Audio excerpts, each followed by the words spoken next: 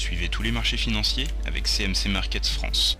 Avec CMC Markets, tradez les CFD sur indices, devises, matières premières et actions 24 heures sur 24. CMC Markets, un des leaders mondiaux du trading de CFD Forex depuis 1989.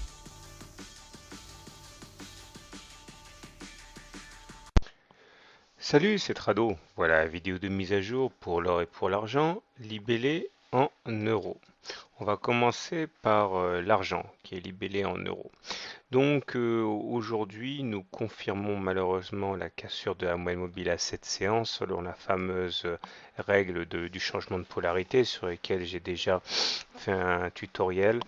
Voilà, la moyenne mobile à cette séance a bien joué son rôle de support, hein, une fois qu'elle a eu été cassée. C'était la séance du 28 juin. On voit bien que lors des attaques baissières du 1er juillet et du 2 juillet, on a préservé cet M7. Mais une fois que l'on casse un support, celui-ci devient résistance. Et c'est ce qui s'est passé aujourd'hui. On voit bien qu'on a essayé de s'appesantir, de prendre de l'altitude par rapport au plus bas, mais finalement on a échoué au contact de la M7 encore une fois que cette M7 soit devenue résistance, hein. Donc la séance est assez décevante malgré un 0,6% de progression. On acte surtout la difficulté à prendre de l'altitude, hein. Au niveau des indicateurs techniques, c'est mitigé. Le MACD au-dessus de son signal, ça c'est bien. Le momentum est à un souffle de devenir positif, ce serait vraiment une bonne chose. Par contre, le stochastique, regardez bien, et lui aussi, hein, à deux doigts de croiser son signal. Alors c'est important, je vais vous le dire pourquoi. J'ai fait un tutoriel en ce sens. Bon, le stochastique, hein, il y a plusieurs façons de l'utiliser, dont une qui est le croisement de signal. Alors, je vous rappelle comment ça fonctionne.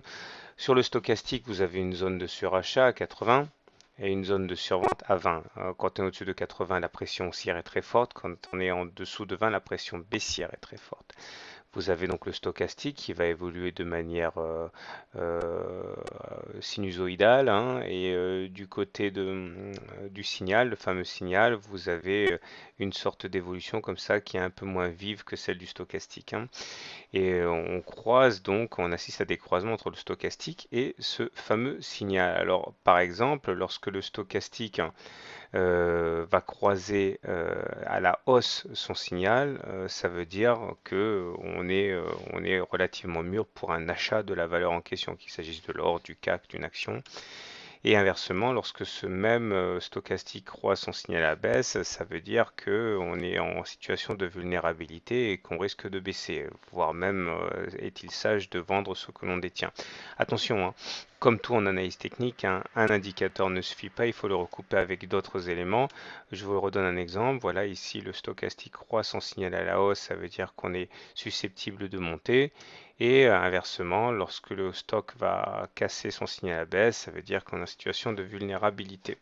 Alors, voici quelques exemples, hein, que j'ai retrouvés sur l'or. Regardez bien, ça date de juillet. Voici le stochastique ici. Lorsque le stochastique a croisé son signal à la baisse, eh bien effectivement nous avons eu une jambe de baisse. Lorsqu'on a repassé le stochastique, le signal à la hausse, on a eu une période de hausse, et etc. Un nouvel accès de faiblesse avec croisement stochastique signal ici, et derrière une baisse. Ça fonctionne pas à tous les coups, hein, il faut le savoir. Mais bon, encore une fois, ça montre quand même qu'il y a des risques à se mettre contre ce signal quand même assez basique. Alors si j'en parle, c'est parce qu'encore une fois, regardez, hein, le stochastique, il y a deux doigts de croiser son signal, donc il faut faire très attention sur l'argent, hein. Il s'agirait d'augmenter très très vite pour rebooster le stochastique au-dessus de son signal. Du côté de l'or à présent, toujours libellé en euros, voilà ce qu'il y a à dire. Il y a une hausse assez conséquente de 0,84% et on voit bien que la situation est quand même bien différente. Tout d'abord, on arrive à se maintenir au-dessus de la M7.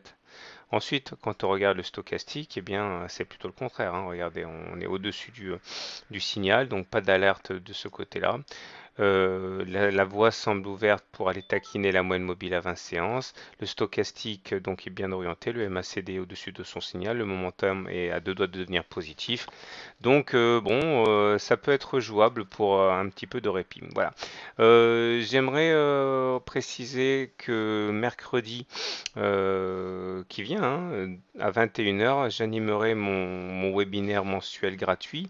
Donc n'hésitez pas à vous inscrire. C'est ici, c'est l'onglet prochain webinaire gratuit. Comme je l'ai dit, c'est de 9h à 9h30 du soir. C'est toujours 100% gratuit. Vous avez juste besoin de vos écouteurs et puis on étudiera une figure, enfin des figures assez importantes en trading qu'on appelle les figures d'élargissement. C'est pour les niveaux débutants et intermédiaires. Donc n'hésitez pas, hein, si vous ne vous intéressez qu'à l'or et pas au CAC, c'est vrai que vous avez peut-être un niveau en analyse technique qui est plus souvent débutant. Donc là, c'est peut-être l'occasion de peaufiner un petit peu et d'améliorer votre niveau en analyse technique. Voilà. Bonne soirée, bon trade, et à demain pour la mise à jour.